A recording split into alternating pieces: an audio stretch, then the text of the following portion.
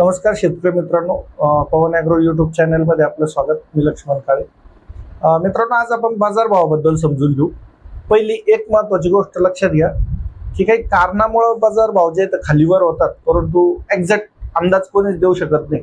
जर एवढा अंदाज कोणाला आला असता तर व्यापाऱ्यांनी अद्रक घेतल्यानंतर खूप तोट्यात जातात कधी कधी, समजा जर सौदे झालेले असले तर, किंवा पुढे 2 दिवसात भाव वाढणार आहे. शेवटी बघा, आपण शेतकरी व्यापार क्षेत्रात नसल्यामुळं आपल्याला एवढा अंदाज येऊ शकत नाही जेवढा दररोजचे जे व्यापारी या क्षेत्रामध्ये किंवा वेगवेगळ्या बाजारपेठेला कनेक्टेड आहे त्यांना जेवढा अंदाज येऊ शकतो तेवढा आपल्या शेतकऱ्याला येऊ शकत नाही.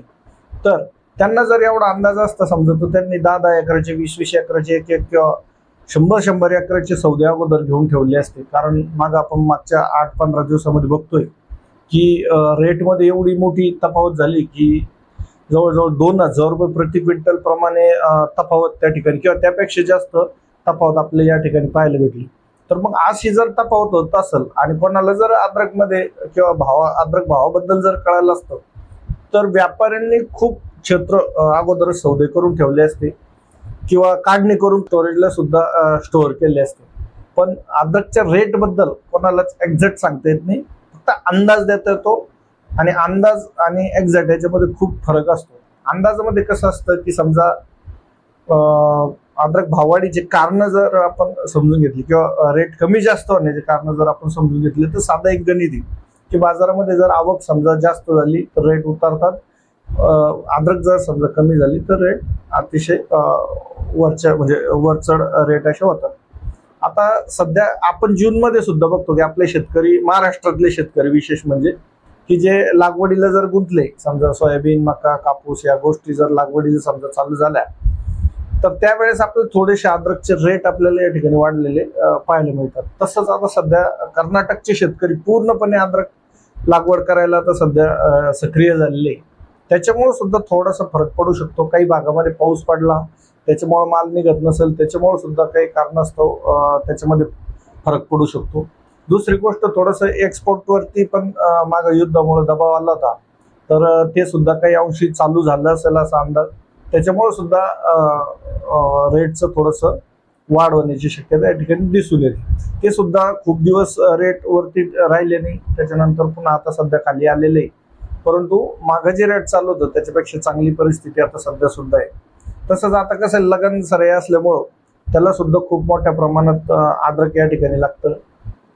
भाज्यांमध्ये किंवा इतर हॉटेल्समध्ये खूप अद्रक वापरलं जातं, त्याच्यामुळे सुद्धा या ठिकाणी आपल्याला रेट थोडेसे मागे वाढलेले पाहायला मिळाले. मित्रांनो, तसं एक खूप आपल्यासाठी आनंदाची गोष्ट ही की आपण जगामध्ये एकटा भारत 40 ते 45% अद्रक उत्पादन जगाच्या तुलनेत एकटा भारत एवढं अद्रक उत्पादन घेतो.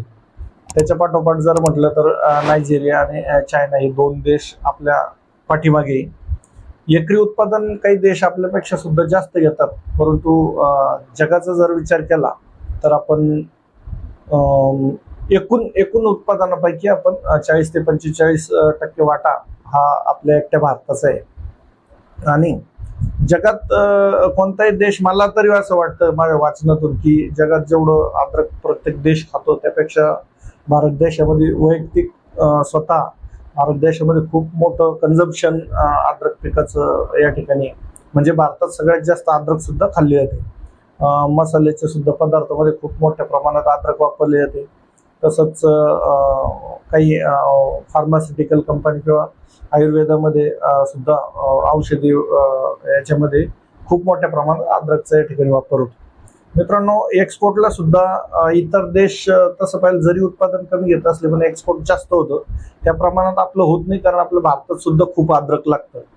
तर भविष्यामध्ये सुद्धा आपल्याला या पिकामध्ये जर एवढं उत्पादन आपण घेत असो तर पुढं सुद्धा या ठिकाणी आपल्याला स्कोप आहे. परंतु स्कोप त्याच शेतकऱ्याला ज्यांनी विचारपूर्वक लागवड करून आणि व्यवस्थित नियोजनबद्ध लागवड करून जर उत्पादन घेतलं तर स्कोप आहे. जर याच्यामध्ये रेट समजा थोडेसे कमी झाले आणि उत्पादन खर्च वाढला तर याच्यामध्ये लेवल सुद्धा नाही, मायनस शेतकरी जाण्याची शक्यता खूप जास्त असते.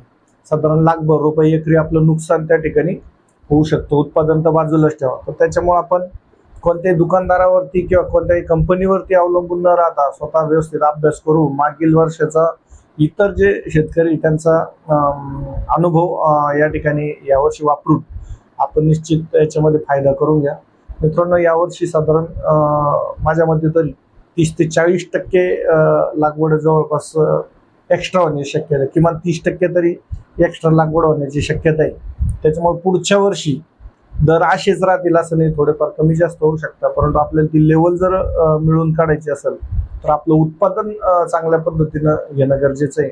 जास्तीत जास्त उत्पादन कसं येईल याच्यावरती आपल्याला फोकस करणं अतिशय गरजेचं आहे. आणि त्याच्यासाठी एखादी कंपनी काहीतरी देते म्हणून तुम्ही घेताय किंवा दुकानदार देतोय म्हणून तुम्ही घेताय असं न करता तुमचं कमी खर्चामध्ये जास्त उत्पादन कसं येईल किंवा 2 पैसे जर तुम्हाला खर्च जरी लागला तर त्याच्या मोबदल्यामध्ये तुम्हाला ज्या काही निविष्ठा मिळत आहे त्या खर्च योग्य आहे का हे थोडंसं पडताळून पाहून नंतरच तुम्ही खर्च करा. दुसरी गोष्ट, आपण बरेच आता यावर्षी खताचा खूप मोठा तुटवडा सुद्धा आपल्या इतरही पिकासाठी दिसतोय, जसं युरियाचा खूप मोठा तुटवडा या ठिकाणी दिसतोय.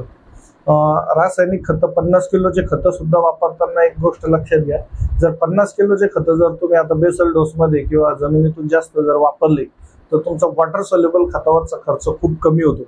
त्याच्यामुळे तुम्ही 50 किलोचे खतं जास्तीत जास्त वापरायला प्राधान्य द्या. ते वापरत असताना ब्रँडेड मोठ्या कंपन्या ज्या आहेत त्याच कंपन्यांची खतं वापरा. लोकल कुठलेही ज्या कंपन्या आहे समजा जसं की आता जर समजा DAP जर शेतकऱ्याला टाकायचं असेल तर त्याच्यामध्ये पोटॅश येत नाही. पोटॅशसाठी आपण PDM पोटॅश सारखे खतं घेतो जे अजिबात आपल्याला घ्यायचे नाही. त्याच्यामुळे कुठल्याही प्रकारचं पोटॅश येईलच याची कोणतीही शाश्वती नसते. त्याच्यामुळे आपण शक्यतो टाळलेलं खूप चांगलं. जर तुम्हाला पोटॅश टाकायचंच असेल तर MOP असणं अतिशय गरजेचं आहे. म्युरेट ऑफ पोटॅश घ्यायचं आहे. आपल्या याच्यात PDM पोटॅश अजिबात वापरायचं नाही.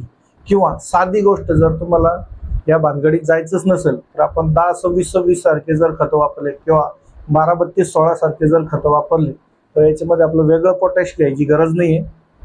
आणि NPK तिन्ही घटक आपल्याला त्या 12-32-16 किंवा 10-26-26 या खतातून मिळतात. पुन्हा एक लक्षात ठेवा, ब्रँड कंपनी ज्या मोठ्या कंपन्या आहे त्यांचेच 50 किलोचे तुम्ही खतं वापरायचे, अन्यथा दुसरे खतं तुम्ही अजिबात वापरायचे नाही, कारण त्याच्यामध्ये तुमची 100% फसवणूक होऊ शकते.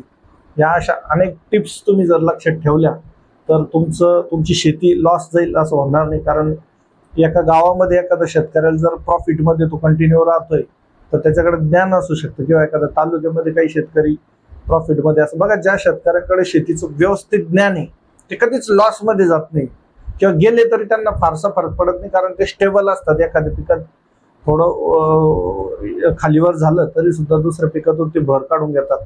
त्याच्यामुळं जर शेती लॉस जात असेल तर काही अंशी ठीक आहे, आपण बाकीच्या ज्या गोष्टी आपल्या हातात नाही, जसं की रेट आहे, म्हणजे दर आपण जे भाव म्हणतो, भाव आपल्या हातात नाही, किंवा पाऊस पाणी आपल्या हातात नाही, ज्या गोष्टी आपल्या हातात आहेत त्या निश्चित आपण